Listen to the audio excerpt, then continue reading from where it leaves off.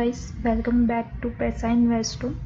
आज के इस वीडियो में हम introduction to forward and future contract का सेकंड पार्ट स्टार्ट करेंगे। लास्ट वीडियो में हमने फर्स्ट पार्ट कंप्लीट किया था। सो फर्स्ट पार्ट में हमने mainly introduction like forward and future contract का इंट्रोडक्शन लिया था एंड फ्यूचर रिलेटेड टर्मिनोलॉजीज हमने कंप्लीट की थी, राइट। देन अब इस वाले टॉपिक में हम जो पे ऑफ चार्ट है और जो रिमेनिंग ऑफ द चैप्टर है वो हम कंप्लीट करेंगे, ठीक है। तो फर्स्ट हम स्टार्ट करते हैं पे ऑफ चार्ट से फॉर फ्यूचर कॉन्ट्रैक्ट। तो एक्चुअल पे ऑफ चार्ट का मीनिंग होता क्या है, ठीक है। तो पे ऑफ चार्ट क्या बताता है आपको, ये एक्चुअल ग्राफिकल रिप्रेजेंटेशन होती है, ठीक है, किसकी, प्रॉफिट एंड लॉस की। जो भी पोजीशन आप सेटअप कर रहे हैं फ्यूचर कॉन्ट्रैक्ट में, उसका जो प्रॉफिट एंड लॉस का ग्राफिकल प्रेजेंटेशन होगा वो हमको किससे पता लगेगा, पे ऑफ चार्ट से। तो ये जो ग्राफिकल रिप्रेजेंटेशन है इसको बोला जाता है पे ऑफ चार्ट, ओके। अब यहाँ पे जो वाई एक्सिस है ना, वाई एक्सिस कौन सा, ये वाला, ठीक है। ये जो वाई एक्सिस है, ये वाला जो वाई एक्सिस है, ठीक है, ये क्या शो करता है, वाई एक्सिस यहाँ पे शो करता है प्रॉफिट एंड लॉस, ठीक है। और जो एक्स एक्सिस है, एक्स एक्सिस क्या बताता है, अंडरलाइन, जो भी स्टॉक का प्राइस चल रहा है अंडरलाइन में, तो वो ये एक्स एक्सिस शो करता है और वाई एक्सिस इसका प्रॉफिट एंड लॉस बताता है। तो यही पे ऑफ चार्ट है। एक्चुअल इस चैप्टर से आपको पे ऑफ चार्ट बनाने के लिए नहीं बोलेंगे या करेक्ट पे ऑफ चार्ट सिलेक्ट करने के लिए नहीं बोलेंगे। यहाँ से क्या होगा ना, आपको क्वेश्चन आएगा।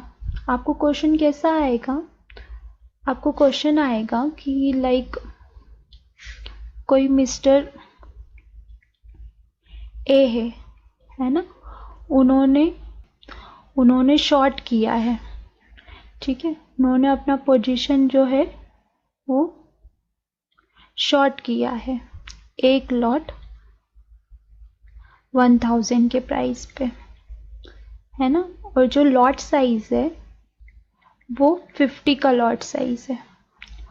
और at the time of expiry वाले दिन ये जो भी ABC लिमिटेड हम ले लेते हैं शेयर का नाम, ठीक है। तो ये जो ABC लिमिटेड है इसका प्राइस एक्सपायरी वाले दिन जो चल रहा है वो 990 रुपीज़ का चल रहा है। अब उनको 990 रुपीज़ पे पोजीशन को वापस से बाय करना पड़ेगा, राइट, बिकॉज एक्सपायरी है। तो एक्सपायरी पे यदि आपने सेल कर रखा है तो आपको बाय फिर से रिटर्न करना पड़ेगा, अगर बाय कर रखा है तो सेल करना पड़ेगा, आपको ट्रेड आपका क्लोज करना पड़ेगा, है ना।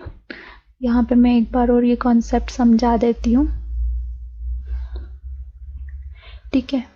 अगर फॉर सपोज आपने बाय किया है तो आपको इस ट्रेड को बुक करने के लिए सेल करना पड़ेगा, है ना। आपने बाय किया है, आपको ट्रेड बुक करने के लिए सेल करना पड़ेगा।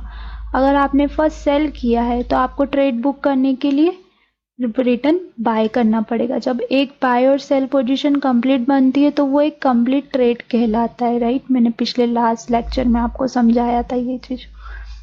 सो यहाँ पे मिस्टर ए ने शॉर्ट की थी पोजीशन। शॉर्ट मतलब क्या, सेल, और लॉन्ग मतलब क्या, बाय। जब भी कोई भी क्लाइंट ओपन पोजीशन बनाता ना, बाय, है ना, बाय पोजीशन बनाता है ओपन में, मतलब उसे सेल नहीं कर रहा है, वो बाय पोजीशन ही ले रहा है, नई पोजीशन बना रहा है बाय की, तो उसको हम लॉन्ग बोलते हैं future.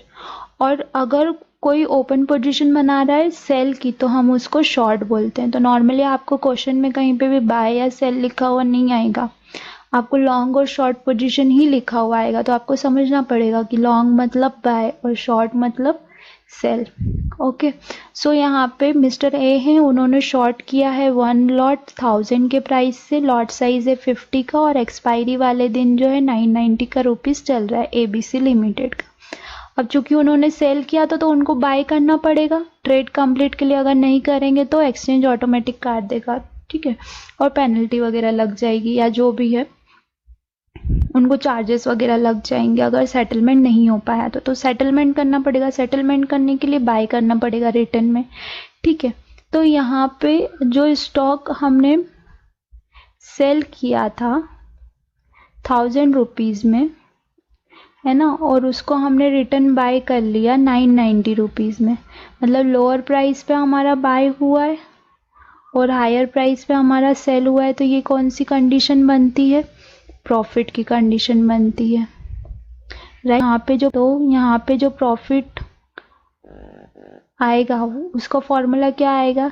Selling price minus cost price, मतलब selling price minus sell price minus buy price, right.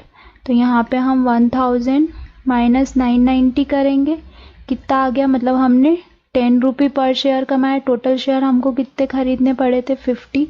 तो इंटू 50 करेंगे, देखा फायदा हमको कितने का फायदा हुआ? तो रुपये का। तो इस तरीके के आपको क्वेश्चन एग्जाम में पूछते हैं पे ऑफ चार्ट से। बट एक कॉन्सेप्ट समझने के लिए, क्योंकि वो एक टॉपिक है चैप्टर का पे ऑफ चार्ट, तो पे ऑफ चार्ट क्या होता है? ये हमको ग्राफिकल रिप्रेजेंटेशन प्रोवाइड करता है किसकी? प्रॉफिट एंड लॉस की, with respect to underline asset price. Okay, so ये पे ऑफ चार्ट होता है। आपको क्वेश्चन कैसे आएंगे? आपको प्रॉफिट एंड लॉस वाले क्वेश्चन आएंगे। वहाँ पे दिया हुआ रहेगा कि एक कोई पर्सन है, उसने बॉट किया है या फिर शॉर्ट किया है, ऐसे वर्ड यूज़ किएगा करेंगे। बॉट मतलब बाय किया है, या लॉन्ग की है पोजीशन मतलब भी बाय किया है, शॉर्ट मतलब सेल किया है, ठीक है। सो अभी third thing is future pricing. जो introduction to forward and future contract है, उसका जो थर्ड पोर्शन है, थर्ड सेशन है, वो फ्यूचर प्राइसिंग है कि फ्यूचर प्राइसिंग कैसे डिसाइड होती है ना। तो फ्यूचर प्राइसिंग को डिसाइड करने के लिए, फ्यूचर प्राइस को डिफाइन करने के लिए, मतलब अंडरलाइन का जो प्राइस रहता है, हमने पढ़ा था बेसिक ऑफ डेरिवेटिव्स में भी पढ़ा था, हमने introduction to forward and future contract पढ़ा था, तभी भी पढ़ा था कि अंडरलाइन की जो वैल्यू रहती है और जो फ्यूचर की जो वैल्यू रहती है, तो फ्यूचर की वैल्यू जो डिफाइन होती है वो अंडरलाइन की हेल्प से डिफाइन होती है, या फिर हम इसको डिराइव्ड भी बोलते हैं, है ना। मतलब अंडरलाइन की जो प्राइस चल रही होगी उसके अकॉर्डिंग आप एक्सपेक्टेशन करोगे कि ये अप जाएगा या डाउन जाएगा। फॉर सपोज SBI के अंडरलाइन की प्राइस चल रही है 190 रुपीज़ की, है ना। आप फ्यूचर प्रिडिक्शन कर रहे हो कि नेक्स्ट मंथ में जो SBI का प्राइस रहेगा वो 200 के अप्रॉक्स रहेगा, मतलब आप यहाँ पे प्रॉफिट दिखा रहे हो कि SBI के प्राइसिंग में प्रॉफिट आ सकता है।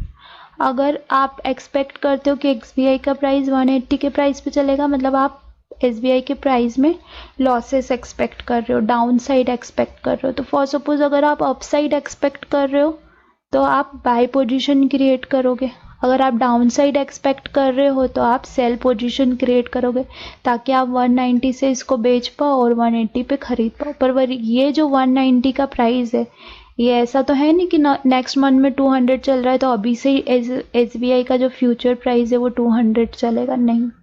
SBI का जो अभी प्राइस चल रहा है फ्यूचर कॉन्ट्रैक्ट में, वो इस वैल्यू से डिफाइन होगा। यहाँ पे 190 चल रहा है तो ये 190.50 चल रहा होगा, या 191 चल रहा होगा, या 190 की ही रेंज में होगा। ज़्यादा डिफरेंस नहीं रहता है फ्यूचर और कैश के प्राइजेस में। हम क्या करते हैं, वो जो 1 मंथ कॉन्ट्रैक्ट रहता है हम उस पर प्रिडिक्शन करते हैं कि ये 1 मंथ कॉन्ट्रैक्ट में किधर मूव कर सकता है, ठीक है। सो ये जो फ्यूचर प्राइस है ये डिफाइन करने के लिए 2 पैटर्न्स का यूज़ किया जाता है, या हम बोल सकते हैं कि 2 मॉडल्स का यूज़ किया जाता है। तो यहाँ पे डायरेक्ट ही क्वेश्चन आता है कि फ्यूचर प्राइसिंग जो है वो क्या बोलना चाहिए कि किस पे डिपेंड करती है, या कौन से कैरेक्टरिस्टिक्स पे उनको कैलकुलेट किया जाता है, या कौन सा मॉडल यूज़ किया जाता है फ्यूचर प्राइसिंग फाइंड आउट करने के लिए। तो 2 मॉडल हैं, कैश एंड कैरी मॉडल और एक्सपेक्टेंसी मॉडल, ठीक है। तो normally cash and carry model सबसे ज़्यादा होता है ना। तो कैश एंड कैरी मॉडल क्या करता है, इसको ये आप कहीं पे नोट कर लीजिएगा प्लीज़, कि कैश एंड कैरी मॉडल जो है, कैश एंड कैरी मॉडल ये नॉन आर्बिट्रेज मॉडल भी कहलाता है, ठीक है। इसको आप नोट करके रखिएगा, क्योंकि ये डायरेक्ट क्वेश्चन भी आ जाता है, समटाइम्स ये ट्रू फॉल्स में भी आ जाता है कि cash and carry model is also known as non arbitrage model, true और फॉल्स, तो ट्रू आएगा। इफ सपोज यहाँ पे ऐसा क्वेश्चन आ जाता है कि cash and carry model is also known as arbitrage model, तो वहाँ पे आएगा फॉल्स। ओके, ये यहाँ पे ओवर राइट हुआ है, f is equals to S E T to power r minus Q T, ठीक है। अब इसने कुछ फॉर्मूला दिया है, आपको ज़्यादा इन डिटेल नहीं पढ़ना है, बट जो कैश एंड कैरी मॉडल होता है वो फेयर प्राइस प्रोवाइड करता है, किसकी, फ्यूचर की, है ना। फेयर प्राइस मतलब आपको किस प्राइस पे बाय और सेल करना चाहिए, वो आपको फेयर प्राइस प्रोवाइड करता है।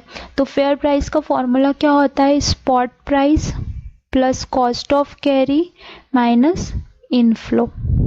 अब इनफ्लोज क्या होते हैं, तो इनफ्लोज जो आपको अब चार्जेस लगते हैं, या फिर आपने कहीं से पैसा ले रखा है, लीवरेज ले रखा है, तो उस पर इंटरेस्ट रेट जो लग रहा है, तो ये सब इनफ्लोज कहलाते हैं। इसका जो मैथमेटिकल फॉर्मूला होता है वो होता है F equals to S one plus R minus Q into T. यहाँ पे जो एफ है वो फेयर प्राइस को डिफाइन कर रही है, एस जो है वो स्पॉट प्राइस को डिफाइन कर रही है, ठीक है। टी जो है वो टाइम पीरियड को डिफाइन कर रहा है, क्यू जो है वो अनएक्सपेक्टेड रिटर्न को डिफाइन कर रहा है, ओके। एंड देन क्या बचा, आर, ओके। सो आर जो है वो कॉस्ट ऑफ कैरी है, ठीक है। ये अनएक्सपेक्टेड रिटर्न है, आप ये चाहें तो कहीं पे नोट कर लीजिए या इसको रट लीजिए, ठीक है। ये हो सकता है कि डायरेक्ट क्वेश्चन आ जाए, बिकॉज ये क्या है ना, ये थियोरेटिकल है, एक्चुअल में इस तरीके से फेयर प्राइस वर्क नहीं करती है फ्यूचर की, ये थियोरेटिकल है। और थियोरेटिकल चीज़ें हमेशा चीज़ें हो जाने के बाद बताती है, पहले आपको कुछ नहीं बताती है, ठीक है। तो जो फेयर प्राइस ऑलरेडी निकल चुका है उसके बाद हमको पता चलेगा कि ये इसका फेयर प्राइस है, तो हम सही पोजीशन नहीं मार्केट में ले सकते। तो आप इसको प्रैक्टिकली नहीं ले सकते हो, आप इसको थियोरेटिकली चेक कर सकते हो, ठीक है। और थियोरेटिकली चेक करने के लिए आप सिर्फ एग्ज़ाम्स लेवल पे इसको लर्न कर लीजिए, ठीक है। और एक्सपोनेंशियल के फॉर्म में जो मैथमेटिक्स के स्टूडेंट्स होंगे उनको पता होगा एक्सपोनेंशियल क्या होता है। सो एक्सपोनेंशियल के फॉर्म में ये वाला फॉर्मूला यूज़ होता है। यहाँ पे जितने भी वेरिएबल्स हैं तो they all define the same things, okay. तो यह आप नोट करके रखिए, कॉस्ट एंड कैरी मॉडल। इस पे क्वेश्चंस एक क्वेश्चन आते ही आता है, और मुझे जहाँ तक है ध्यान में तो वो नॉन आर्बिट्रेज मॉडल के ऊपर ही आता है।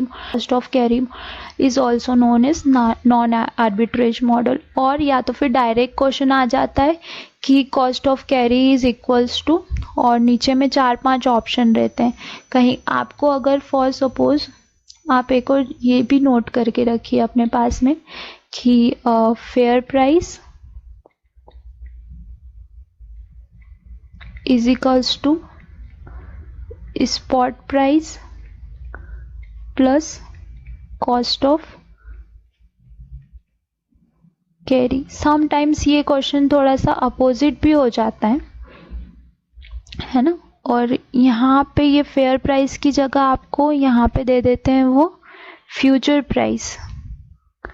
तो फेयर प्राइस हम किसका निकाल रहे हैं, फ्यूचर का ही निकाल रहे हैं, तो यहाँ पे वो फ्यूचर प्राइस भी यूज कर लेते हैं what. And this one is same, spot price and cost of carry, ठीक है। और या फिर यहाँ पे ये भी क्वेश्चन आ जाता है समटाइम्स कि कॉस्ट ऑफ कैरी और एक्चुअल वो कॉस्ट ऑफ कैरी निकालने के लिए यूज़ किया जाता है spot price minus future price. ठीक है, तो यहाँ से आपका कॉस्ट ऑफ कैरी निकल के आ जाता है। तो ये जो वेरिएशंस हैं फॉर्मूले के, ये भी आपको याद रखने पड़ेंगे, बिकॉज समटाइम्स एग्ज़ाम में मेनली ये वाला फॉर्मूला पूछा जाता है। तो आप कहीं पे नोट करके रखिए इसको। ठीक है, सो यहाँ से हमने क्या सीखा, फेयर प्राइस किसके इक्वल होती है, फ्यूचर प्राइस, क्योंकि हम वो फ्यूचर की प्राइस निकाल रहे हैं। और जो फ्यूचर प्राइस का फॉर्मूला होता है वो क्या होता है, spot price plus cost of carry. और कॉस्ट ऑफ कैरी को अगर मैं आपको टेक्निकल टर्म्स में समझाऊं कि कॉस्ट ऑफ कैरी क्या होता है, तो कॉस्ट ऑफ कैरी क्या होता है, आपको cost of carry model actual बताता क्या है, आपको ये बताता है, आपको अपॉर्चुनिटी प्रोवाइड करता है टू मेक मनी। ठीक है, वो फेयर प्राइस आपको दे देता है कि लाइक ये जो पॉइंट है ये करेक्ट पॉइंट है स्टॉक को बाय करने का। ठीक है, तो आप उससे समझ जाते हैं कि इस पॉइंट पे हमको बाय करना चाहिए, या फिर ये करेक्ट पॉइंट है स्टॉक को सेल करने का, तो आप वो समझ जाते हैं कि यहाँ पे हम सेल कर सकते हैं। देन एक्सपेक्टेंसी मॉडल, तो अकॉर्डिंग टू दिस मॉडल जो फ्यूचर ट्रेड होता है वो प्रीमियम में हो सकता है या डिस्काउंट में हो सकता है। अब इसका मीनिंग क्या है, अगर फॉर सपोज स्पॉट प्राइस किसी भी शेयर की 100 रुपये चल रही है और फ्यूचर प्राइस जो है सेम स्टॉक की, हम कोई ABC लिमिटेड स्टॉक ले लेते हैं, 101 रुपये चल रही है, तो ये जो कंडीशन क्रिएट हो रही है जहाँ पे स्पॉट प्राइस जो है वो छोटी है फ्यूचर प्राइस से, है ना, तो ये यहाँ पे 1 रुपये का डिफरेंस है, राइट, 1 का डिफरेंस है, तो हम इसको क्या बोलेंगे कि फ्यूचर प्राइस जो है इन रिस्पेक्ट टू स्पॉट, ठीक है, फ्यूचर प्राइस जो है वो प्रीमियम में है ना, क्यों, क्योंकि फ्यूचर प्राइस 1 रुपये ज़्यादा चल रही है, मतलब स्पॉट प्राइस से 1 रुपये ज़्यादा है, तो इसलिए प्रीमियम। अगर फॉर सपोज फ्यूचर प्राइस 101 ना होते हुए 99 रुपीज़ की रहती है, तो हम इस कंडीशन को बोलते हैं डिस्काउंट, अगर कम चल रही हो तो। If future price is less than spot price, अगर ये वाली कंडीशन बनती है तो हम उसको बोलते हैं कि प्रीमियम डिस्काउंटेड चल रही है, मतलब सॉरी फ्यूचर का प्राइस जो है वो डिस्काउंटेड चल रहा है। और अगर ये वाली कंडीशन बनती है कि स्पॉट प्राइस कम है फ्यूचर प्राइस से, मतलब फ्यूचर प्राइस रेट ज़्यादा चल रहा है, तो हम उसको बोलते हैं प्रीमियम की कंडीशन। ये टेक्निकल टर्म्स है फ्यूचर की, है ना। तो यहाँ पे ये मॉडल क्या बोलता है कि ये कॉस्ट ऑफ कैरी को फॉलो नहीं करता है। कॉस्ट ऑफ कैरी क्या बोलता है, वो फेयर प्राइस बताता है कि फ्यूचर इसी प्राइस पे चलना चाहिए, right. But expectancy model, sorry मैं थोड़ा सा आज, एक्सपेक्टेंसी जो मॉडल है वो आपको क्या बोल रहा है कि प्राइस है वो फ्यूचर प्राइस है वो प्रीमियम में भी हो सकती है और डिस्काउंट में भी हो सकती है, मतलब हो सकता है कि स्पॉट प्राइस से कुछ अप साइड चल रही हो या डाउन साइड चल रही है। ऐसा क्यों, वो डिपेंड करेगा डिमांड और सप्लाई पे। जो बायर और सेलर आ रहे हैं उनको अगर डिमांड ज़्यादा लगेगी तो आपको वो प्रीमियम में मिलेगा, राइट, हायर रेट्स पे मिलेगा। अगर कम रहेगी डिमांड तो आपको वो लोअर प्राइस में मिलेगा, ठीक है। और ये जो मूवमेंट है स्पॉट और फ्यूचर के डिफरेंस का, ये इंडिकेशन देता है मार्केट में कि प्लस में जाएगा या माइनस में। तो प्रीमियम वाली कंडीशन में प्लस इंडिकेट करता है, डिस्काउंट वाले में माइनस इंडिकेट करता है, ठीक है। मतलब अगर प्रीमियम में चल रहा है फ्यूचर तो आप ये अंदाज़ा लगा सकते हो कि ये वाला जो कॉन्ट्रैक्ट है इसमें बाइंग ज़्यादा हो रही है इसलिए प्रीमियम में चल रहा है, या फिर डिस्काउंटेड चल रहा है तो आप ये अंदाज़ा लगा सकते हो कि ये वाला जो कॉन्ट्रैक्ट है ये लॉस में ट्रेड कर सकता है। तो एक्सपेक्टेंसी मॉडल ये बताता है। इस पे क्वेश्चंस नहीं आते हैं, ठीक है, कॉस्ट ऑफ कैरी पे ही क्वेश्चन आते हैं, बट फिर भी आप ये वाला जो फर्स्ट इसका लाइन है कि future can be traded at a premium और discount to the spot price, of underlying asset, तो ये आप प्लीज़ नोट कर लीजिएगा अपने पास में, ये क्वेश्चन आ सकता है ट्रू फॉल्स में। ओके, देन हम नेक्स्ट रीड करते हैं। देन नेक्स्ट है हमारा कि किस किस टाइप के फ्यूचर होते हैं, तो कमोडिटी, इक्विटी और इंडेक्स फ्यूचर, ये 3 टाइप के फ्यूचर कॉन्ट्रैक्ट होते हैं। इक्विटी कॉन्ट्रैक्ट मतलब क्या, यहाँ पे मैं 3 ब्लॉक बना देती हूँ, इसी स्लाइड पर हम कंटिन्यू करेंगे। Commodity, equity and last one is index. Okay, so commodity क्या होता है, आपने मेटल्स पता होंगे आपको, मेटल्स कौन सा हो गया, जैसे कि जिंक हो गए, कॉपर, एल्यूमिनियम, निकल, okay, and zinc, copper, aluminium, निकल, और इधर फिर bullions, so gold and silver, right, और नेचुरल एंड जैसे कि क्रूड ऑयल, नेचुरल गैस, है ना, एनजी बोलते हैं इसको शॉर्ट में। ठीक है, तो ये सारी कमोडिटीज़ हैं जिनका फ्यूचर में ट्रेड होता है। मतलब आप यहाँ पे एक MCX एक्सचेंज है, आप MCX एक्सचेंज पे अकाउंट ओपन करके और इन सब कमोडिटीज़ में ट्रेड कर सकते हैं। इन सब की प्राइसिंग चल रही होती है सेम, 3 कॉन्ट्रैक्ट्स अवेलेबल रहते हैं। कॉन्ट्रैक्ट्स की एक्सपायरी रहती है, पर एक्सपायरी का क्राइटेरिया जो रहता है MCX पे वो डिफरेंट रहता है इक्विटी से। ठीक है, और इनके प्राइसिंग चलते हैं, इनके लॉट साइज होते हैं, इनका भी इनिशियल मार्जिन आपको पे करना पड़ता है। तो सिमिलर टू इक्विटी ही है सब कुछ, बस लॉट साइज और एक्सपायरी इनके अलग अलग रहते हैं ना। एक्सपायरी इनकी, जैसे अभी गोल्ड और सिल्वर की एवरी 2 मंथ्स में एक्सपायरी होती है, इनकी एवरी मंथ एक्सपायरी होती है। क्रूड ऑयल की भी एवरी मंथ एक्सपायरी है। सो ये थोड़ा सा डिफरेंस है। फिर देन हम इक्विटी में आते हैं। तो इक्विटी मतलब क्या, स्टॉक पे जो फ्यूचर ट्रेड होता है वो। तो यहाँ पे जितने भी कंपनीज हैं, है ना, जितने भी कंपनीज हैं उन पे ट्रेड होता है। अब क्या सारी कंपनीज पे ट्रेड होता है, जितनी भी, फॉर सपोज NSE एक्सचेंज में अगर 6000 कंपनीज हैं तो क्या सब पे ट्रेड होता है फ्यूचर में? नहीं, सब पे ट्रेड नहीं होता है। यहाँ पे क्राइटेरिया होता है। ठीक है, क्राइटेरिया होता है। क्या क्राइटेरिया होता है कि आपका जो मार्केट कैपिटलाइजेशन है, मार्केट कैप जो है आपकी, वो 500 करोड़ से ज़्यादा होना चाहिए। ठीक है, अगर 500 करोड़ से ज़्यादा है तो ही आप फ्यूचर में लिस्ट हो सकते हो, अदरवाइज आप फ्यूचर में लिस्ट नहीं हो सकते। ठीक है, तो और एक और चीज़ है, ज़रूरी नहीं है कि कंपनी का मार्केट कैप यदि 500 करोड़ से ज़्यादा है तो उसको फ्यूचर में लिस्ट होना ही होगा।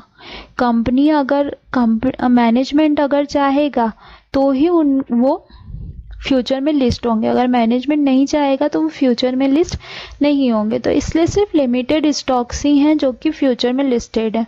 आई थिंक 156 स्टॉक्स हैं जो कि फ्यूचर में लिस्टेड हैं। तो सारे स्टॉक्स लिस्टेड नहीं होते क्योंकि क्राइटेरिया को आपको फुलफिल करना पड़ता है। मेनली जो लार्ज कैप कंपनीज होती हैं वही फ्यूचर में लिस्टेड होती हैं। ठीक है, देन इंडेक्स। तो इंडेक्स, मैंने जब इंडेक्स चैप्टर आपको पढ़ाया था, अगर आपने अभी तक वॉच नहीं करा है तो मैं उसका top of the video link provide कर दूंगी, तो आप प्लीज़ एक बार वॉच आउट करें सो दैट कि इंडेक्स को आपको समझना ईजी होगा।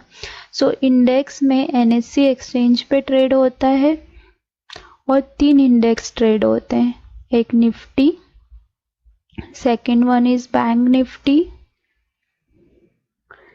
Third one is Nifty IT. Okay, so ये 3 इंडेक्स ही हैं जहाँ पर फ्यूचर में ट्रेड होता है, बाकी किसी भी इंडेक्स में फ्यूचर में ट्रेड नहीं होता। ओके, देन हम कमोडिटी, तो कमोडिटी फ्यूचर्स में क्या होता है, बुलियंस होते हैं, मेटल होते हैं और नेचुरल एनर्जीज होती हैं। बुलियंस मतलब गोल्ड सिल्वर, मेटल्स मतलब निकल एल्यूमिनियम कॉपर जिंक। ओके, और नेचुरल एनर्जीज मतलब क्रूड ऑयल नेचुरल गैस। ठीक है, देन इक्विटी फ्यूचर में स्टॉक जो कंपनीज होती हैं उन पे ट्रेड होता है फ्यूचर में। ठीक है, जैसे कि एसबीआई है, रिलायंस है ना, बट उसके लिए क्राइटेरिया है कि आपका 500 करोड़ से मार्केट कैप ज़्यादा होना चाहिए, और ऐसा कोई कंपलसरी नहीं है कि आपका 500 करोड़ से मार्केट कैप ज़्यादा है तो आप लिस्टेड होना ही पड़ेगा आपको। कंपनी का मैनेजमेंट डिसाइड करता है कि whether they want their company to be listed in future और नॉट। ठीक है, then third one is index futures. तो इंडेक्स फ्यूचर जो है वो 3 ही है। फर्स्ट वन इज निफ्टी जिसमें टॉप 50 कंपनी इंक्लूडेड होती है, second one is bank Nifty जिसमें टॉप 20 बैंक्स हैं, and third one is Nifty IT जिसमें टॉप 20 आईटी कंपनीज हैं। ठीक है, तो ये 3 ही हैं जिसमें कि ट्रेड होता है।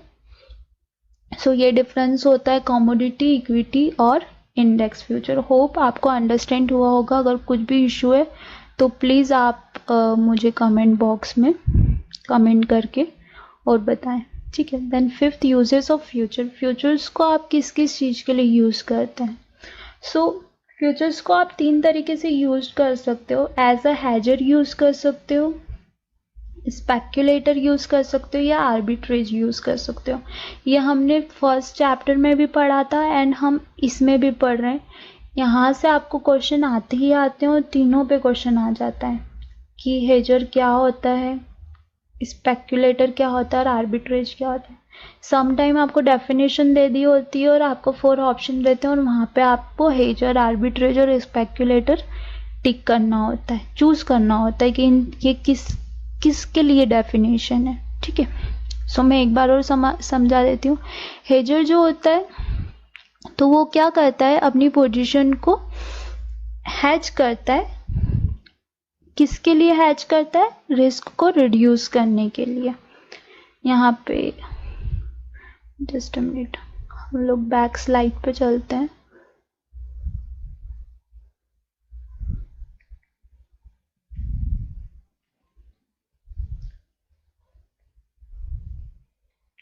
ओके, ठीक है, इसी पे बताते हैं। ठीक है, सो जो हेजर होता है ना, तो हेजर क्या करता है, हेजर क्या करता है, अपनी रिस्क को रिड्यूस करता है। अब ये रिस्क को कैसे रिड्यूस करता है? सो हेजर के पास ऑलरेडी कैश में कुछ पोजीशंस होती हैं, उसका कुछ पोर्टफोलियो होता है ना। पोर्टफोलियो होता है मतलब मे भी उसके पास रिलायंस के कुछ शेयर्स हैं, बजाज फाइनेंस के कुछ शेयर्स हैं और बहुत सारे 10 से 15 कंपनी के शेयर्स हैं, है ना। और इनका जो अमाउंट उसको हो रहा है, ठीक है, अमाउंट मीन्स टोटल अमाउंट जो हो रहा है वो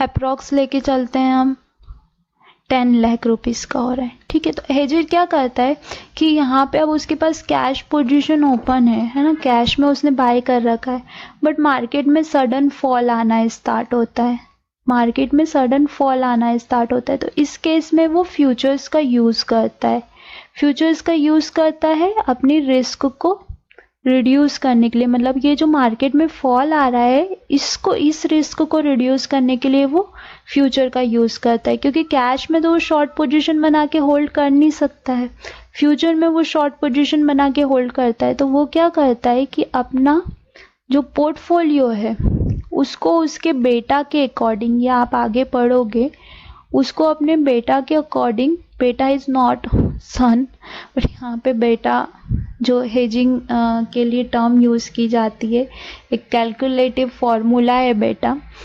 ठीक है, तो बेटा के अकॉर्डिंग वो क्या करता है, पोजीशन को शॉर्ट करता है। फॉर सपोज अगर 10 लाख का बेटा आप मान के चलो आप 0.5% का आता है या 5% का आता है, तो मतलब 10 लाख के 5% से उसको पोजीशन को हैच करना है ना।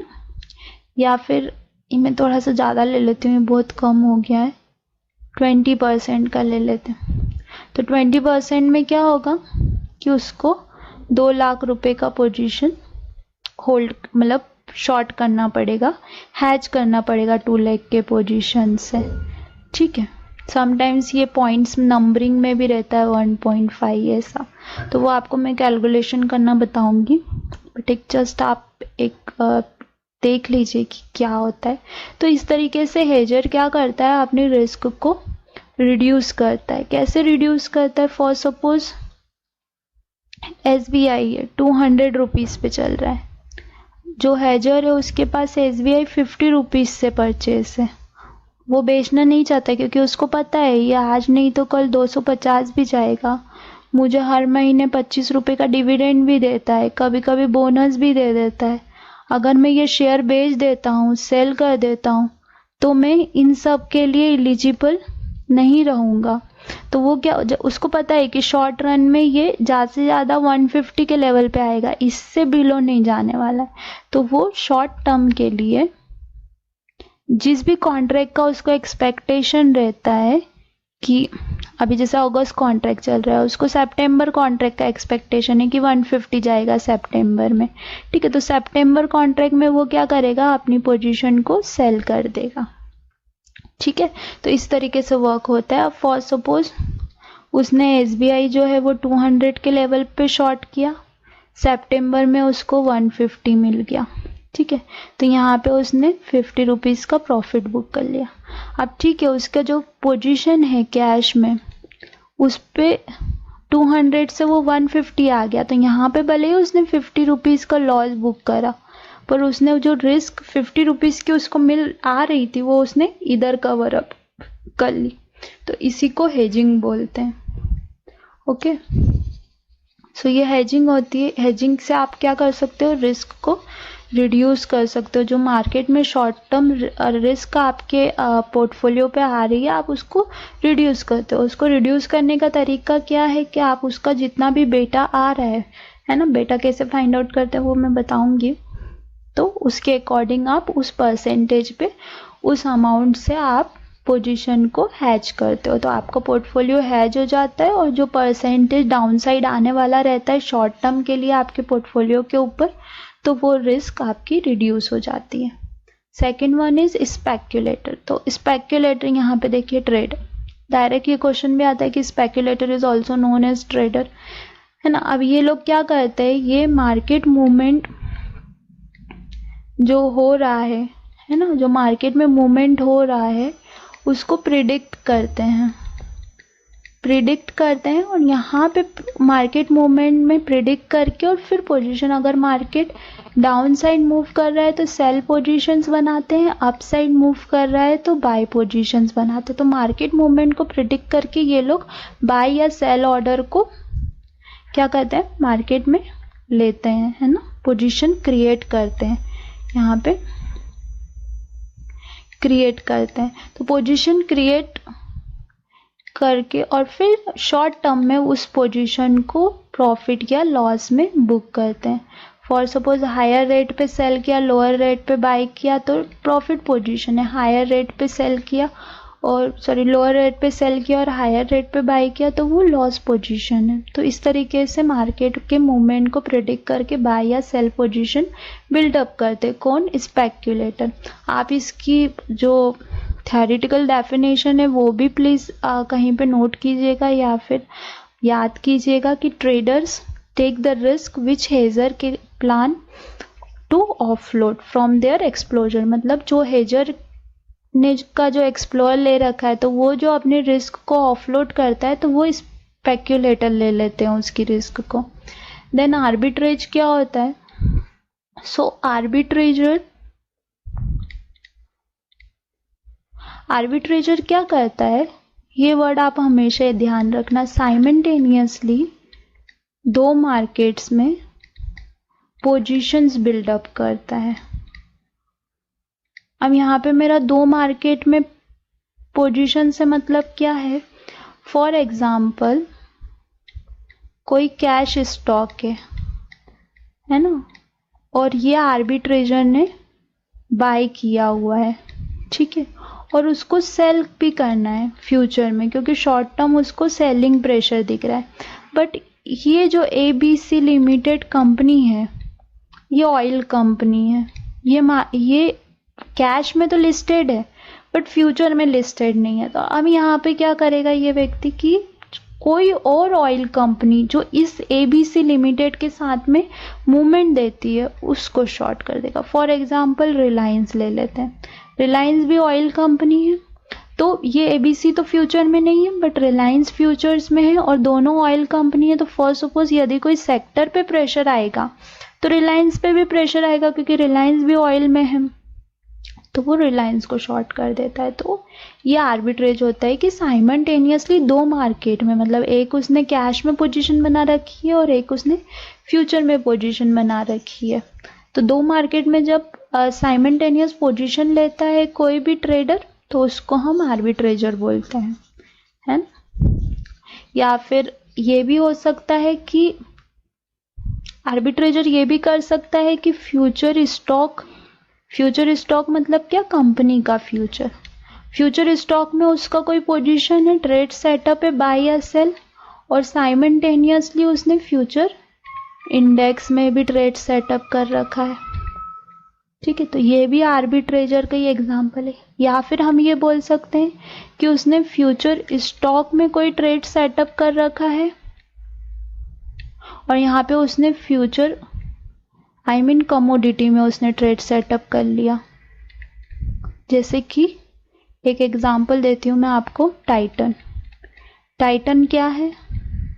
गोल्ड बेचती है ना, प्लेटिनम बेचती है, डायमंड बेचती है ना, मतलब कमोडिटी सेल करती है। अब यहाँ पे कुछ रिस्क आया गोल्ड के ऊपर, गोल्ड के प्राइजेस अप जा रहे हैं, टाइटन को नुकसान हो रहा है क्योंकि उसने डाउन जा रहे हैं क्योंकि उसने लोअर प्राइजेस पे बाय किया था। तो यहाँ पे वो क्या करेगा? कमोडिटी में जाके गोल्ड को सेल कर देगा। तो इधर जो रिस्क उसकी क्रिएट हो रही थी उसने उसको इधर जो है रिड्यूस कर दिया। तो आर्बिट्रेज इस तरीके से काम करते हैं, साइमल्टेनियसली दो मार्केट में पोजीशन को इस्टेब्लिश करते हैं तो दोनों मार्केट में एक लिंक बना सके, है ना। तो ये आर्बिट्रेजर्स होते हैं। देन हम नेक्स्ट टॉपिक पे चलते हैं हमारे। सो नेक्स्ट टॉपिक है हमारा रिस्क क्या क्या रिलेटेड है फ्यूचर से। इस पे भी क्वेश्चन आता है। अनसिस्टमेटिक रिस्क को स्पेसिफिक रिस्क भी बोलते हैं, ये भी आप नोट कर लीजिए, ये भी डायरेक्ट क्वेश्चन आ जाता है। और सिस्टमेटिक रिस्क को मार्केट रिस्क भी बोला जाता है। अब अनसिस्टमेटिक रिस्क का मतलब क्या है? तो अनसिस्टमेटिक रिस्क का मतलब ये होता है जैसे लिक्विडिटी प्रॉब्लम आ जाना। लिक्विडिटी मतलब क्या? कोई स्टॉक है, उसकी डिमांड कम हो जाती है, तो डिमांड कम होने पे क्या होता है? सेलर इंक्रीज हो जाते हैं, बायर डिक्रीज हो जाते हैं। सेलर्स अपना माल बेचना चाह रहे हैं पर कोई बायर ही नहीं है वहां पर, तो ये लिक्विडिटी रिस्क बोली जाती है। आप बेचना तो चाह रहे हो पर कोई खरीदने ही वाला नहीं है, तो आप किसको बेचोगे? This one is liquidity risk. Then price risk. Price risk कैसे क्रिएट होती है? फॉर एग्जाम्पल कोई स्टॉक है ABC लिमिटेड, बायर जो है वो 100 रुपये पे बाय करना चाह रहा है बट सेलर 100 रुपये पे सेल नहीं करना चाहता, वो 105 रुपये पे सेल करना चाहता। तो ये जो 5 रुपये का डिफरेंस आ रहा है ये क्या हो गया? प्राइस रिस्क हो गई। ओके, देन लिक्विडिटी रिस्क और प्राइस रिस्क मेनली ये दो ही कंपोनेंट होते हैं जो कि अनसिस्टमैटिक रिस्क होती है ना, या अनसर्टन कुछ मूवमेंट दे दे तो। और सिस्टमैटिक रिस्क क्या होती है? मार्केट रिस्क होती है। मार्केट रिस्क जैसे जो कि डायरेक्टली मार्केट मोमेंटम से एसोसिएट होती है, मतलब मार्केट में जैसा भी मूवमेंट आएगा यहाँ पे जैसे इकोनॉमी में कुछ चेंज आ गए, है ना, इकोनॉमी डाउन हो गई, तो अब मार्केट यहाँ पे ब्रेक हो गई होगा। अब शेयर कितना भी अच्छा रहे, उसके फंडामेंटल्स कितने भी स्ट्रॉन्ग रहे, ठीक है, कंपनी कितना भी प्रॉफिट कमा रही है, बट यहाँ पे इकोनॉमी में ही फॉल आ रहा है, तो मार्केट अप नहीं जाएगा, मार्केट डाउन साइड ही आएगा। So this is called systematic risk और मार्केट रिस्क, जो कि मार्केट के उतार चढ़ाव से डिफाइन होती है किसी भी स्टॉक पे, तो इसको बोलते हैं सिस्टमैटिक रिस्क। यहाँ से जो क्वेश्चन आता है ये डायरेक्ट आइदर तो पूछ लेंगे कि सिस्टमैटिक रिस्क को क्या बोला जाता है, तो ऑप्शन में मार्केट रिस्क रहेगा, या फिर अनसिस्टमैटिक रिस्क का डायरेक्ट पूछ लेते हैं। वैसे सिस्टमैटिक रिस्क पे ही क्वेश्चन आता है। ओके, देन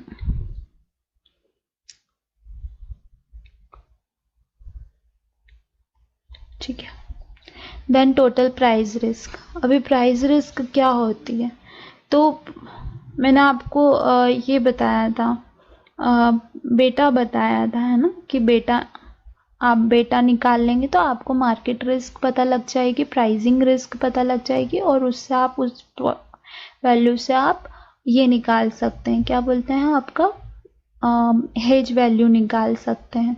तो देखिए बेटा को अगर आपको फाइंड आउट करना है तो stock divided by portfolio value. अब जैसे कि एक कोई पोर्टफोलियो है,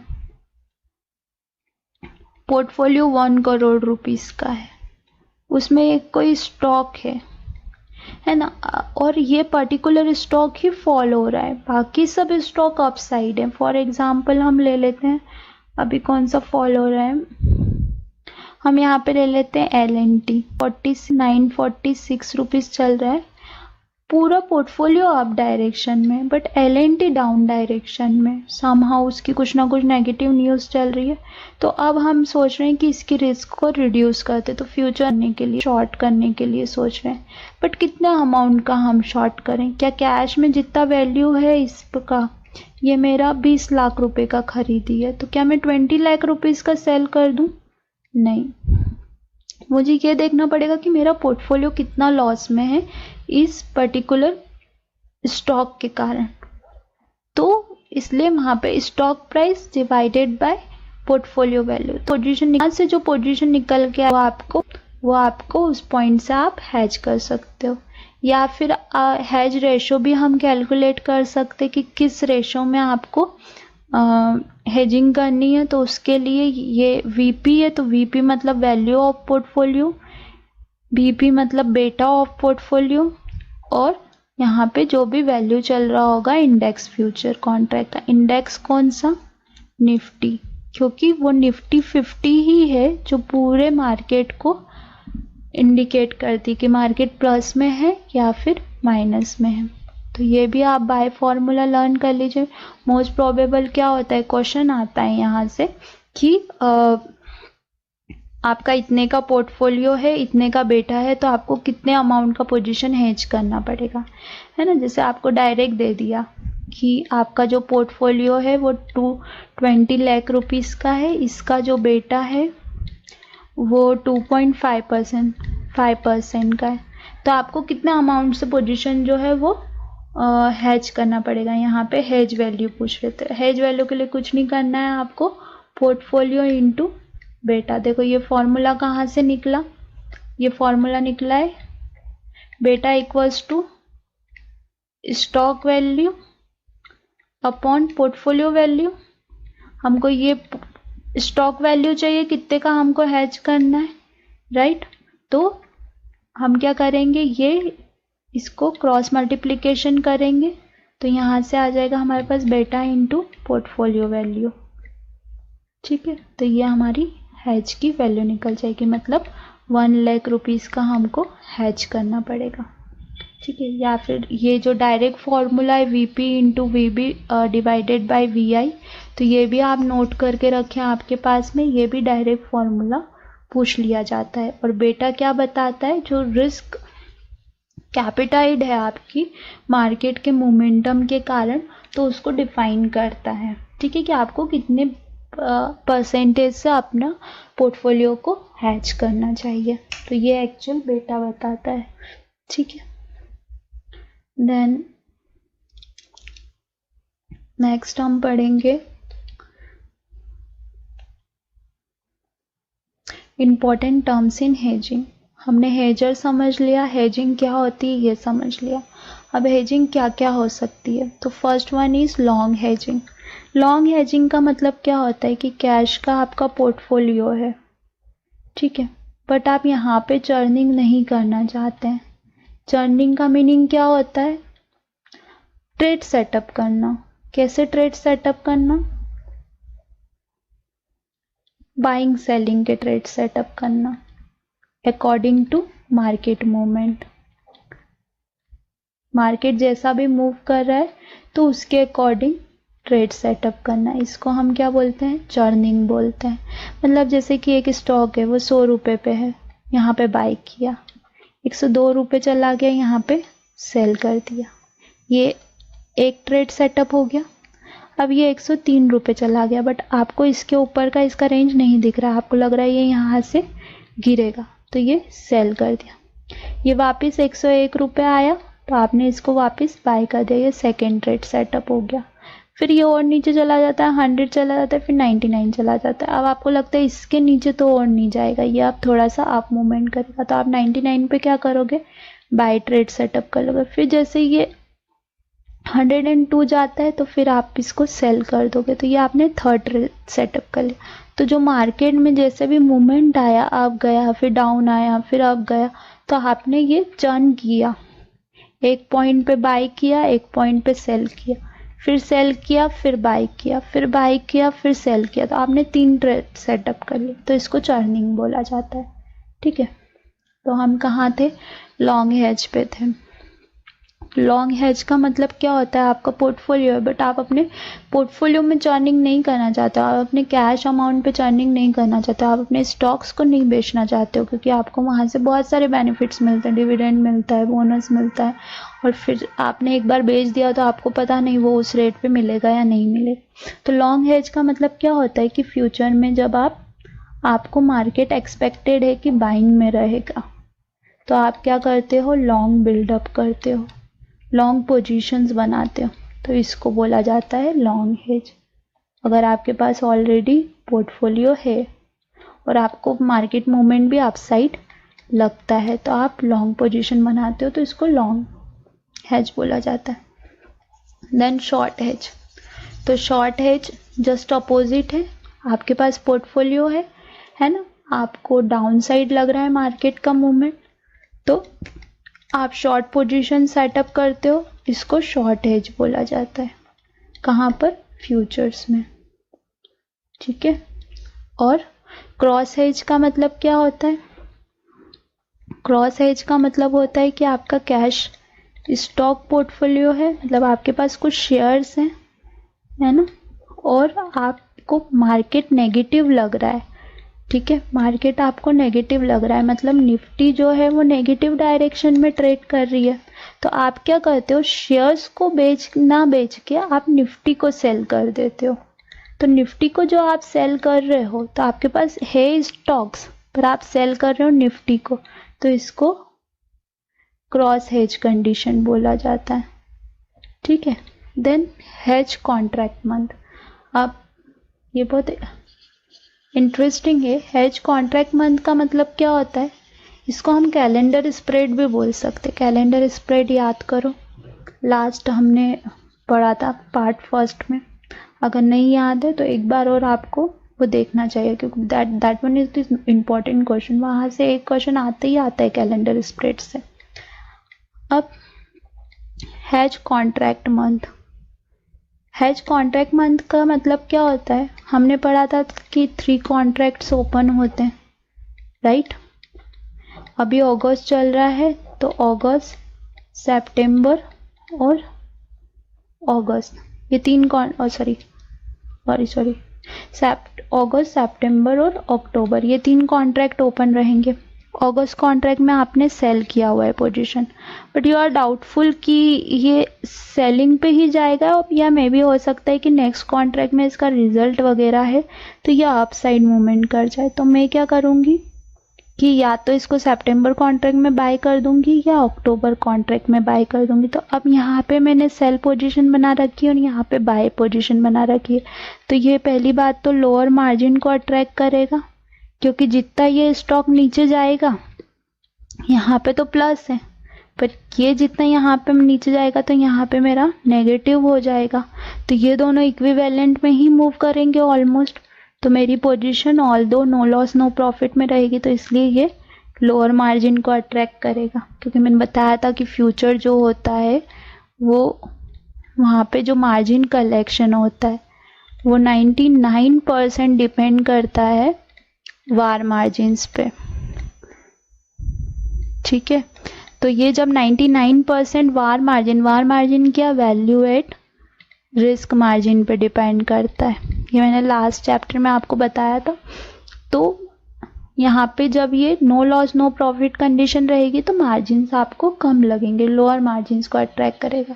और same kind of thing calendar spread में भी होती है, ठीक है। तो लॉन्ग हेज मतलब बाय पोजीशन बनाना, लॉन्ग पोजीशन बनाना ऑलरेडी पोर्टफोलियो होते हुए।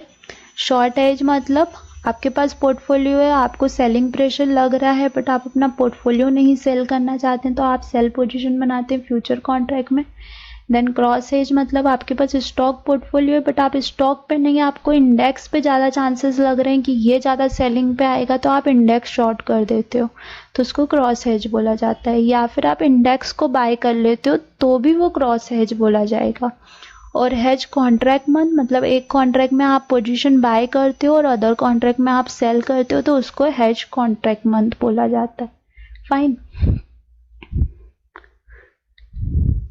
देन नेक्स्ट टॉपिक है हमारा ट्रेडिंग इन फ्यूचर मार्केट में। फ्यूचर मार्केट में हम किस किस तरीके से ट्रेड कर सकते हैं।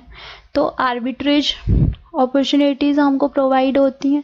अब ये आर्बिट्रेज प्रॉपर्टीज़ हमको मतलब अपॉर्चुनिटीज़ हमको कब कब प्रोवाइड होती हैं, तो ये 3 मॉडल्स डिसाइड करते हैं, cash and carry model, reverse cash and carry model और इंटर एक्सचेंज आर्बिट्रेज मॉडल। ये बहुत इन डेप्थ टॉपिक है बट मैं इन शॉर्ट में आपको समझा देती हूँ, इससे ज़्यादा क्वेश्चंस आते नहीं हैं बट फिर भी आप समझ लीजिए इन फ्यूचर आपको कभी यूज़ आए तो, ठीक है। तो जो कैश एंड कैरी आर्बिट्रेज रहता है, तो हमने पढ़ा था कि कैश एंड कैरी मॉडल जो होता है वो नॉन आर्बिट्रेज मॉडल होता है, राइट। बट यहाँ पे कैश एंड कैरी आर्बिट्रेज क्यों बोल रहे हैं, क्योंकि कैश एंड कैरी मॉडल हमको क्या बताता है, फेयर प्राइस बताता है। किसकी फेयर प्राइस बताता है, फ्यूचर की फेयर प्राइस बताता है कि हमको किस रेट से उसको बाय या सेल करना चाहिए, ठीक है। तो यहाँ पे ये जो कैश कैरी आर्बिट्रेज है ये यही है कि आपको किस प्राइस से जो है लॉन्ग पोजीशन बिल्डअप करनी चाहिए या फिर शॉर्ट पोजीशन बिल्डअप करनी चाहिए, ठीक है। किसमें, फ्यूचर में। तो long position in a cash और short position in a future, या फिर शॉर्ट पोजीशन, पर शॉर्ट पोजीशन इन कैश हम इसलिए नहीं कर सकते हैं क्योंकि हमको शॉर्ट अलाउ नहीं रहता है, होल्ड करना अलाउ नहीं रहता है, इसलिए long position in cash and short position in future. तो ये एक आर्बिट्रेज हो गया, 2 अलग अलग मार्केट में हम पोजीशन बिल्डअप कर रहे हैं तो इट्स आर्बिट्रेज। और कैश एंड कैरी क्यों बोला जा रहा है, क्योंकि वो फ्यूचर की फेयर वैल्यू प्रोवाइड करता है, इसलिए कैश एंड कैरी।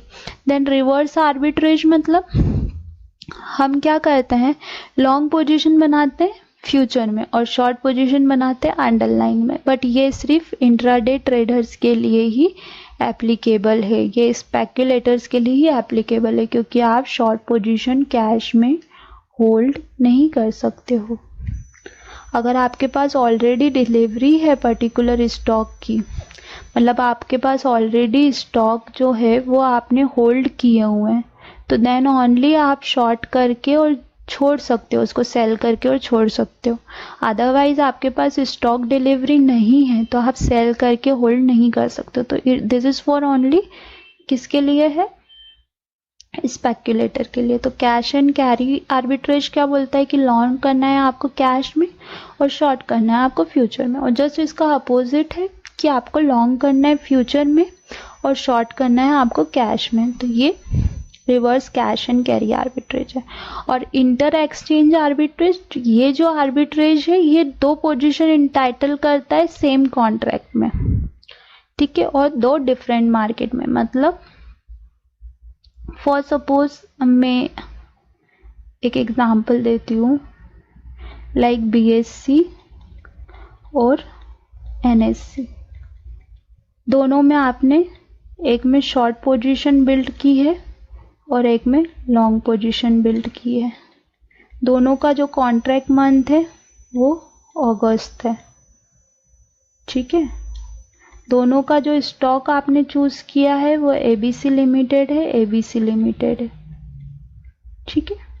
तो ये जो कंडीशन है ये कौन सी कंडीशन हो गई? Inter exchange. इंटर एक्सचेंज दो अलग अलग एक्सचेंज है ना, और आर्बिट्रेज हमने यहाँ पे क्रिएट किया है, तो this is called inter exchange arbitrage. तो यहाँ से जस्ट डेफिनेशंस के ऊपर क्वेश्चन आते हैं। मेन इसमें से जो न्यूमेरिकल क्वेश्चन आते हैं दैट इज फ्रॉम पे ऑफ चार्ट, जो मैंने आपको बताया था, जो प्रॉफिट एंड लॉस प्रोवाइड, मतलब कैसे आपको प्रॉफिट एंड लॉस होगा, वो ग्राफिकल रिप्रेजेंटेशन प्रोवाइड करते हैं। तो आपको कोई ग्राफ वगैरह बनाना नहीं होता, उसमें आपको प्रॉफिट एंड लॉस निकालना रहता है।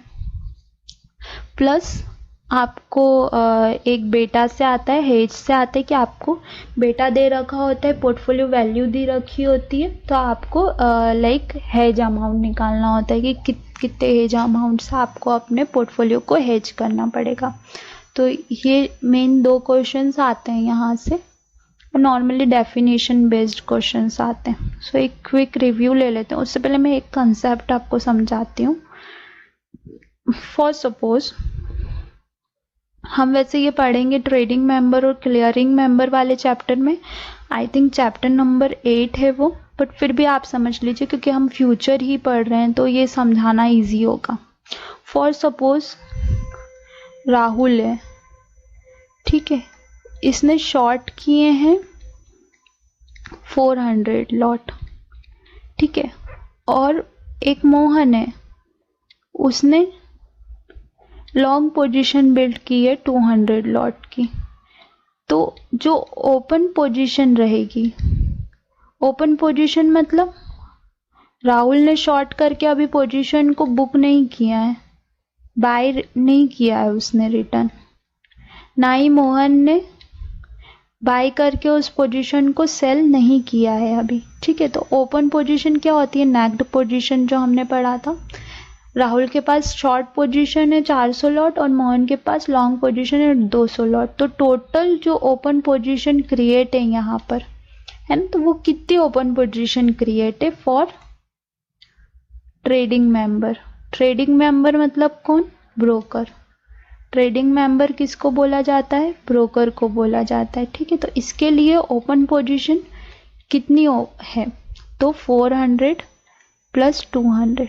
अब ये आपको क्वेश्चन में भले ही सेम बोल दें कि दोनों के पास ABC लिमिटेड है, या आपको बोल दे कि राहुल के पास ABC लिमिटेड है और मोहन के पास XYZ लिमिटेड है, दोनों ही कंडीशंस में यहाँ पे जो इन दोनों का सम होगा वो ही ओपन पोजीशन होगी। किसके लिए? ट्रेडिंग मेंबर के लिए, क्योंकि दोनों ने अपनी पोजीशन कट नहीं की है, भले ही सेम स्टॉक में पोजीशन क्यों ना बना हो। तो ये कंफ्यूजिंग क्वेश्चन आता है और ये हर बार पूछा जाता है, सो आप इसको नोट करके रख लीजिए।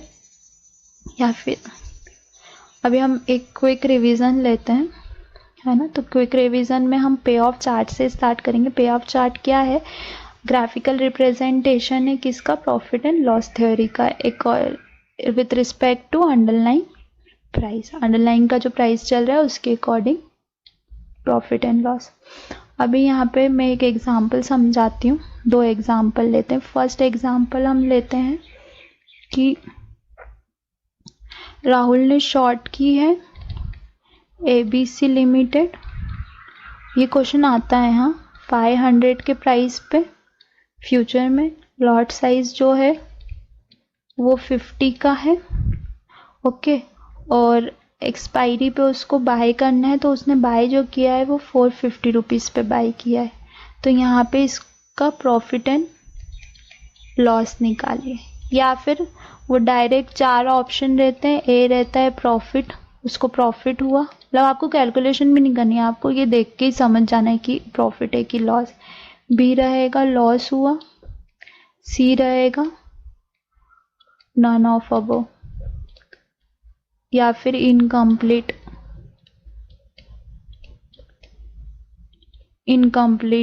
इंफॉर्मेशन। ठीक है, सो या फिर क्या ऑप्शन, एक तरीके के ऑप्शन हो गए। सेकेंड तरीके का ऑप्शन हो सकता है कि यहाँ पे दे दे कि उसको 2500 का प्रॉफिट हुआ, 3500 का प्रॉफिट हुआ। सी ऑप्शन उसका दे दे कि 2500 रुपये का नुकसान हुआ। डी ऑप्शन दे दें कि 3500 का नुकसान हुआ। है, दोनों ही तरीके से आपको क्वेश्चन पूछा जा सकता है।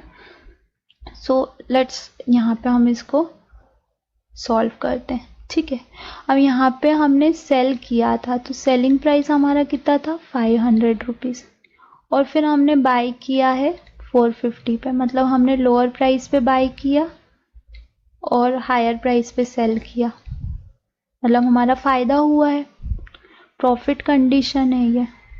तो हमको प्रॉफिट कितने का हो जाएगा 500 माइनस 450, 50 रुपये का प्रॉफिट हुआ। और लॉट साइज कितने का था 50 का पर शेयर, ये पर शेयर हमको प्रॉफिट हुआ है। एक शेयर पे हमको 50 रुपये का प्रॉफिट हुआ है, तो 50 शेयर पे हमको कितने का प्रॉफिट होगा, तो 50 × 50 2500 रुपये का प्रॉफिट। ठीक है, तो अगर न्यूमेरिकल के फॉर्म में पूछते हैं तो ये आंसर करेक्ट है, और रिप्रेजेंटेशन के फॉर्म में पूछते हैं तो उसको प्रॉफिट है। ठीक है, अब यहीं पे ही हम केस चेंज कर देते हैं। ठीक है, यहाँ पे मैं इसको कर देती हूँ 550। अब इस केस में क्या हो जाएगा, उसने 500 पे सेल किया था और 550 पे बाई किया, मतलब हायर प्राइस पे बाई किया उसने और लोअर प्राइस पे उसने सेल किया। तो ये जो पोजीशन बन रही है ये लॉस की पोजीशन बन रही है। पर शेयर उसको 50 रुपये का लॉस हुआ, मतलब उसको 2500 का लॉस हुआ, और यहाँ पे इसका आंसर हो गया लॉस। तो इस तरीके से क्वेश्चन जो है वेरिएट करते हैं। अब फॉर सपोज शॉर्ट की जगह यहाँ पे उन्होंने बाय दे दिया, या फिर लॉन्ग वर्ड दे दिया, या फिर बॉट दे दिया। ठीक है, तीनों ही का मतलब क्या होता है बाय पोजीशन होता है। 500 रुपये में उसने बाय किया और 550 रुपये में उसने सेल कर दिया। तो अब क्वेश्चन जो है वो कंप्लीटली चेंज हो जाएगा यहाँ पर, राइट। अब क्वेश्चन क्या हो जाएगा कि करती हूँ चेंज, है ना।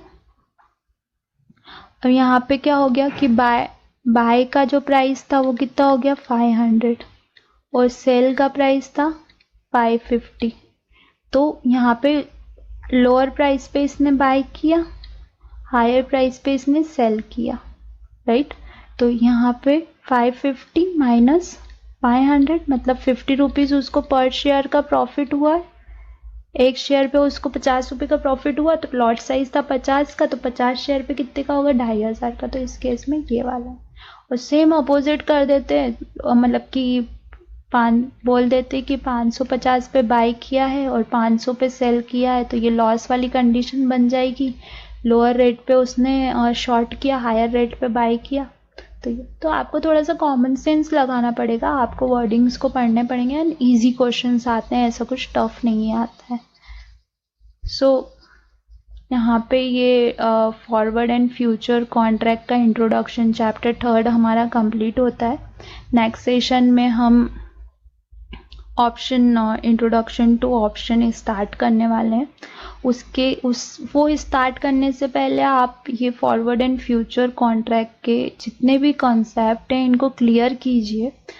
आप ये क्लियर कर लेंगे तो आप 25 मार्क्स का पूरा कंप्लीट करके आएंगे। आप एक भी क्वेश्चन यहाँ से नहीं छोड़ के आएंगे, और सब इजी क्वेश्चंस आते हैं, ज़्यादा टफ नहीं आते हैं और आप इजीली कर लेंगे। कुछ और भी कॉन्सेप्ट्स हैं जो कि जब मैं क्वेश्चन सॉल्व करवाऊंगी तो उस टाइम पे आपको बताऊंगी कि वो क्वेश्चन के थ्रू आपको समझना और इजी हो जाएगा।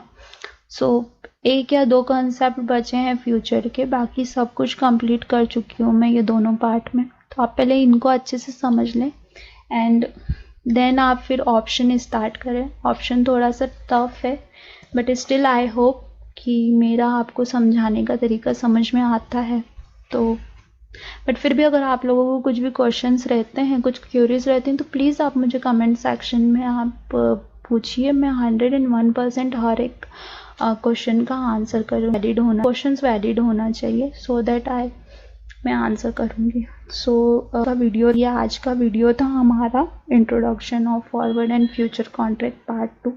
मैं उम्मीद करती हूँ कि आज का मेरा ये वीडियो आपको पसंद आया होगा। प्लीज़ चैनल को सब्सक्राइब और बेल आइकन को हिट करें।